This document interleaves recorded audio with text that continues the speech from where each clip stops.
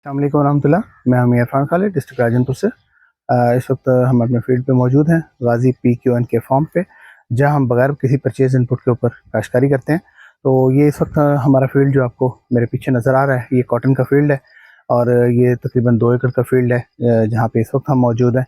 तो इसके अंदर कुछ लोगों के कमेंट्स आ रहे थे और हर किस्म के कमेंट्स थे, इसमें पॉजिटिव भी थे, नेगेटिव भी थे। तो नेगेटिव कमेंट्स जो है ना वो भी इंसान को बहुत कुछ जो है ना सिखाते हैं। तो इसके अंदर चंद लोगों ने ये सवाल किया कि जो आपके पीछे नज़र आ रहा है ये तो पिकनिक नहीं है। तो मैंने उनको वजाहत तो कर दी, लेकिन वीडियो में वजाहत करना इसलिए ज़रूरी समझता हूँ कि कमेंट्स की वजाहत तो सिर्फ कमेंट वाला ही जो है ना वो देखता है, सुनता है।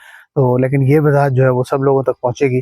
तो ये बताते चलूँ कि पिकनिक जो है वो एक टेक्नोलॉजी का नाम है। पिकनिक कोई ऐसी कोई कानून नहीं है कि जिसको आपने जो है ना वो बिल्कुल मिन ऑन उसी तरह से आपने इम्प्लीमेंट करना है।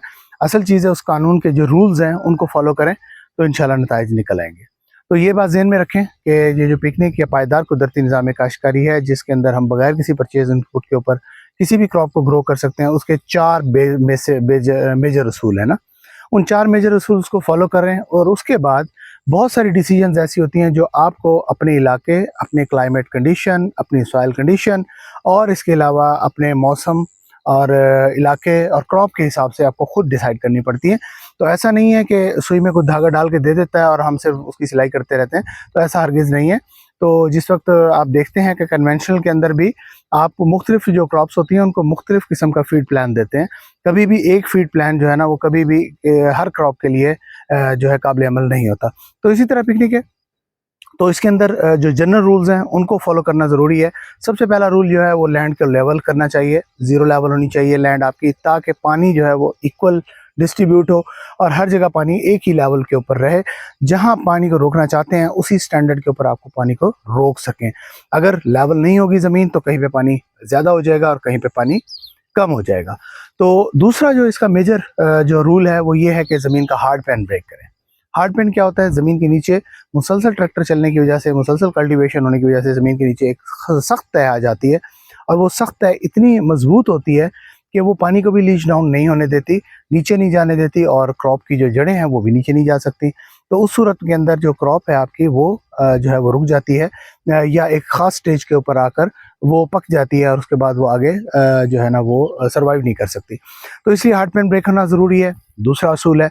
और तीसरा असूल जब है वो ये है कि आप जो भी क्रॉप लगानी है आपने उसको रेज लगाएं, रेज बेड के ऊपर। रेज बेड के ऊपर मुख्तलिफ किस्म की यानी कि इसके अंदर जो है ना वो राय हैं, लेकिन जो इस टेक्नोलॉजी के फाउंडर हैं डॉक्टर आसिफ शरीफ साहब, उनकी जो अथेंटिक राय है वो ये है कि रेज बेड जो है ना 42 इंच के होने चाहिए। तो 42 इंच का रेज बेड होना ये भी कोई हरफ आखिर नहीं है, ना ही वो ये कहते हैं कि 42 इंच का बेड अगर आपने ना बनाया तो आप पिकनिक पे नहीं है। नो नो नो, 42 इंच की भी लॉजिक है पीछे। उसकी लॉजिक क्या है पहले उसको समझे। 42 इंच का बेड बनाया क्यों जाता है? 42 इंच का बेड बनाया इसलिए जाता है कि जो भी आपका छोटा ट्रैक्टर है उसके जो दोनों पिछले टायर्स हैं उनके दरमियान में जो फासला होता है वो इतना होता है कि उसके पीछे 42 इंच का बेड बन जाता है। दोनों जो फरोज बनती हैं वो टायरों की जगह पे फरोज बन जाती हैं और ट्रैक्टर की जो नीचे वाली जगह होती है उसके अंदर बेड बन जाता है। तो इसके फ़ायदा ये होता है कि नेक्स्ट टाइम जब आपने इस ज़मीन के ऊपर रिकल्टिवेशन करनी है या रीजर्मिनेशन करनी है किसी और क्रॉप की, तो उसमें यह होगा कि आपकी जो क्रॉप है वो ख़राब ना हो, आपके बेड मुतासर ना हो, वाटर चैनल के अंदर जो है टायर चलता रहे और बेड के ऊपर नई सोइंग होती रहे। इस वजह से सिर्फ 42 इंच का बेड बनाया जाता है। अदरवाइज़ कोई इसके अंदर कोई इस तरह की साइंस नहीं है कि लाजमी आपने 42 का बनाना है। आप अपनी सॉइल के हिसाब से 36 का बनाएं, आप उसके हिसाब से 2 फुट का बनाएं, 2.5 फुट का बनाएं, व्हाट्सएवर जो बनाएं। लेकिन मकसद ये होता है कि वो उन बेड को हम बार बार डिस्टर्ब ना करें, उन्हीं बेड्स के ऊपर रिकल्टिवेशन करते रहें और कम से कम ज़मीन को डिस्टर्ब करें। मकसद ये होता है। अब ये जो मेरे पीछे ज़मीन देख रहे हैं, हमारी जो ज़मीनें हैं वो ये है कि हमारे 42 इंच के बेड के ऊपर बाज़ औक़ात अंदर मॉइस्चर नहीं जा सकता। तो ग्रेजुअली आपकी ज़मीनें इस काबिल हो जाएंगी, जैसे जैसे उसके अंदर जो है ऑर्गेनिक मैटर बढ़ेगा उसी तरह से उसके अंदर पानी को जज़्ब करने की सलाहियत बढ़ती जाएगी। फिर आप बेड जो है ना 42 इंच के बजाय अगर आप 48 इंच या 52 इंच के भी कर लें तो नो मैटर, आपका जो है ना वो मॉइस्चर उसके अंदर जाएगा कोई इशू नहीं होगा। मकसद होता है कि सिर्फ ज़मीन को मॉइस्ट करना ताकि उसके अंदर बीज जर्मिनेट कर जाए। जब बीज जर्मिनेट कर जाता है, क्रॉप का पौधा खड़ा हो जाता है, फिर उसको कोई इशू नहीं होता। वो 2 फुट, 2.5 फुट, 3 फुट दूर से भी नमी को खींच सकता है, उसके लिए कोई इशू नहीं होता। इस वक्त जो मेरी क्रॉप देख रहे हैं, इसका साइज़ जो देख रहे हैं, इस साइज़ के अंदर इसको अब इशू नहीं है। अगर पानी इससे जो है ना वो 2 फुट दूर भी हो, तब भी ये अपनी ज़रूरत का पानी उससे ले लेगा। तो लेकिन क्योंकि यहाँ पे फर्स्ट टाइम जर्मिनेशन का इशू होता है, इसलिए हमने बेड्स को छोटा बनाया हुआ है। एक सवाल का ये जवाब हो गया। और आखिरी जो था वो ये है कि मल्चिंग नो डाउट बहुत ही इंपॉर्टेंट मैटर है। मल्चिंग का मकसद क्या होता है, पहले तो ये चीज़ को समझ लें। मल्चिंग के 2 मकसद होते हैं बेसिक। पहला मकसद ज़मीन को ढक दें ताकि ज़मीन का जो मॉइस्चर है वो जो है वो रिटेन रहे और वो जल्दी इवेपोरेट ना हो जाए। पानी जो आपने उसको दिया हुआ है वो जल्दी इवेपोरेट ना हो जाए। पहला मकसद तो ये होता है।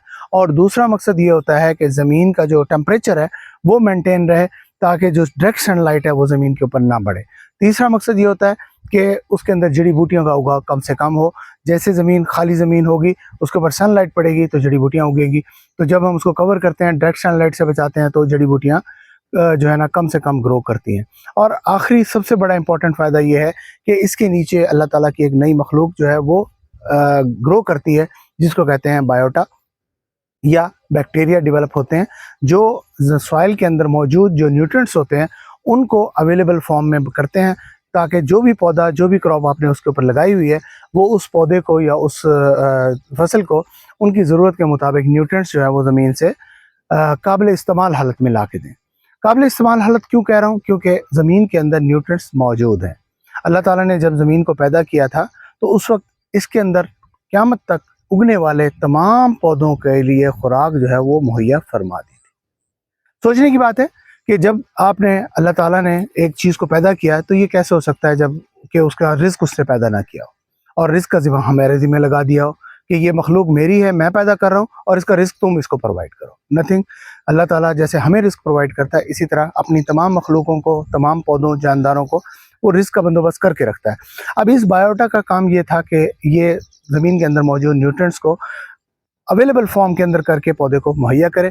हमने जो है वो आर्टिफिशियल तरीके से जब एग्रीकल्चर की, जब केमिकल इसके अंदर इन्वॉल्व किया, तो उस केमिकल के इन्वॉल्व होने से वो बायोटा जो है वो मर गया या उसकी तादाद बहुत ही कम हो गई। तो उसकी वजह से ये है कि हमारी जो फसल है ये वेंटिलेटर पर आ गई।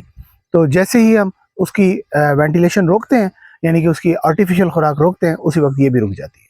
जो ही वो स्टार्ट करते हैं फिर ये हरी भरी हो जाती है और फिर दोबारा से स्टार्ट हो जाती है। तो हमने इसको खुद वेंटिलेटर पे डाल दिया है। तो वेंटिलेटर से जब आप किसी भी पेशेंट को हटाते हैं तो टाइम तो लगता है, सर्वाइवल टाइम होता है, रिस्क भी होता है। तो लोग अक्सर कहते हैं कि जी जब हम पिकनिक पर आते हैं तो हमें रिज़ल्ट नहीं मिलते। तो मेरे भाई, पहले दिन से कभी भी किसी चीज़ का रिज़ल्ट नहीं मिलता। ग्रेजुअली आप इसके ऊपर आएँ, पिकनिक के ऊपर, और हम कभी भी किसी भी फार्मर को ये कभी भी नहीं कहते किसी भी वीडियो के अंदर कि आप जो है जितना भी आपका रकबा है वो एकदम आप इसको पिकनिक पे शिफ्ट कर दें। हम कहते हैं कि आप लोग खुद एक्सपेरिमेंट करें। आप 1 एकड़ से, आधे एकड़ से, 1 कनाल से तजर्बा ज़रूर करें ताकि आप इसके रिज़ल्ट्स देखें, दोनों रिज़ल्ट्स को कंपैरिजन करें। जब आपका दिल मुतमईन हो जाए, जब आप सेटिस्फाइड हो जाएं, जब इसके चैलेंजेस को फेस करने का आपके अंदर हिम्मत, हौसला आ जाए, उसके बाद आप इसको एक्सटेंड करते जाएं। तो बहरहाल आते हैं वापस टॉपिक की तरफ। इस वक्त हमारी क्रॉप की जो पोजीशन है, इसके अंदर एक इंटरेस्टिंग चीज़ जो दिखाने वाली है आपको वो ये है कि अभी जो है ना परसों इसके ऊपर शदीद तरीन बारिश हुई है शाम के टाइम, और 3 बजे इसको पानी लगा था।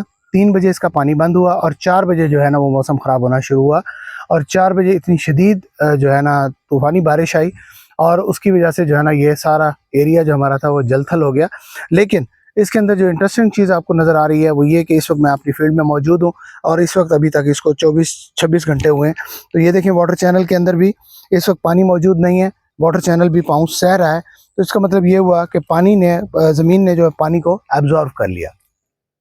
यही पिकनिक की खूबसूरती है कि इसके अंदर पानी लगा हुआ था। अगर जितनी बारिश हुई है, अगर ये बारिश उस पानी के बाद कन्वेंशनल के ऊपर हो जाती तो डेफिनेट इस वक्त मेरी जो क्रॉप है इसने जितना भी फ्रूट लिया हुआ है ये शेडिंग करना स्टार्ट कर चुकी होती। क्योंकि मैं पहले भी वीडियो में एक बता चुका हूँ कि ये पौधा बड़ा सेल्फिश पौधा है, इसको अपनी जान बहुत अजीज़ है।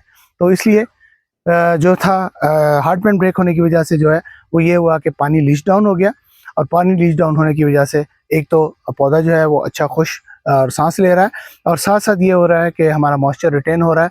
तो नेक्स्ट हमारे जो पानी है, अगर कन्वेंशनल को 2 पानी लगेंगे तो हमारे को 1 पानी लगेगा, तो हमारे पानी की भी बचत हो गई। तो फर्टिलाइज़र तो वैसे हम नहीं देते। तो साथ साथ पौधे की जो पोजीशन है वो माशाल्लाह इस वक्त देखें कि पौधा जो है वो इस वक्त ना सिर्फ लश ग्रीन है, बल्कि ये देखें फ्रूटिंग की पोजीशन माशाल्लाह। तो फ्रूटिंग भी ये बिल्कुल स्टार्ट से फ्रूटिंग ले रहा है। हर नोड के ऊपर आपको 2 से 3 4 तक ये जो है ना इस वक्त नज़र आ रहे हैं आपको फ्लावर। तो माशाल्लाह ओवरऑल बहुत ही अच्छी ग्रोथ के अंदर जा रहा है। तो ये सब कुछ जो है ना ये इस टेक्नोलॉजी का कमाल है। तो इस टेक्नोलॉजी को हम तो चाहते हैं कि आप अडॉप्ट कीजिए। हमारे पास कोई ऐसा प्रोडक्ट नहीं है जिसको हम सेल करना चाहते हैं, ना ही हमें कोई शौक़ है कि हमारा चैनल जो है वो बहुत ज़्यादा ग्रो करे, क्योंकि मुझे जो है ना अपनी वीडियोस जो है वो एडिट तक करना नहीं आती। तो आपने देखा होगा मेरी वीडियोस अक्सर मीन ऑन जैसे बनती हैं वैसी की वैसी पोस्ट हो जाती हैं। तो ना मेरे पास एडिटिंग का टाइम होता है, ना मुझे एडिटिंग का तरीका आता है, और ना ही मेरा ये प्रोफेशन है। जिसका प्रोफेशन है उसी को ही भाता है। हमारा प्रोफेशन ये है, हमें फसलें उगाना आती हैं, जिस तरह से उगाते हैं वो एक्सपीरियंस आपके साथ शेयर करते हैं। अच्छा है या बुरा है, और सीखने सिखाने का ये अमल है, जारी रहेगा। अगर कहीं कोई कमी कोताही देखते हैं ज़रूर निशानदेही कीजिए, हम भी इस्लाह करेंगे उसकी। और अगर कोई अच्छी बात लगे तो उसको सदका जारिया समझकर आगे ज़रूर शेयर कीजिए। बहुत शुक्रिया। मी इरफान, डिस्ट्रिक्ट राजन।